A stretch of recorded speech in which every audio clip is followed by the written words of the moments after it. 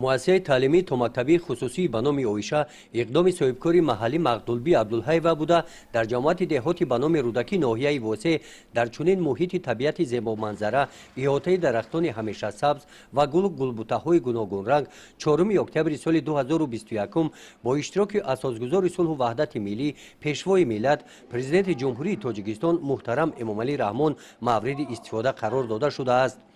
در مؤسسه تعلیمی خصوصی 15 نفر ساکنان دهه به جای کار دائمی تامین می باشند. بینای مؤسسه دوآشانه بوده از صنفخانه‌های تعلیمی، حجره‌های جای خواب، آشخانه و جای برگزاری مشغولیت‌های بازی و چاره‌بینی‌های فرهنگی عبارت است. قسم زیادی چاره‌بینی‌ها با اشتراک والدان برگزار کرده شده استعدادها برای روح‌بلندی از جانب صاحبکاران هوسمند می‌گردند. در این مؤسسه به سالمی کودکان اهمیت اولین درجه ظاهر کرده شده تربیت گیرندگان 3 وقت با خوراک‌های سرغذا تامین کرده می‌شوند. کودکستان برای 210 نفر پیش بینی کرده شده است. عین حال زیاده از 80 کودک می باشد. 3 گروه است با 3 زبان مشغولیت می‌گذرانند.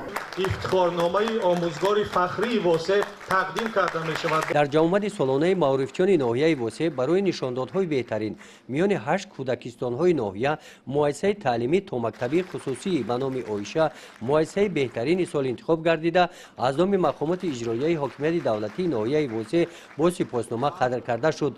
ماموریت کودکستان طور بیان داشتن مقصد دارند که سطح و صفت تعلیم و تربیت را باز هم بهتر به راه مانده کودکان را در روحیه وطن دوستی و احترام ارزش‌های صاحب استقلالی کشور تربیت نمایند.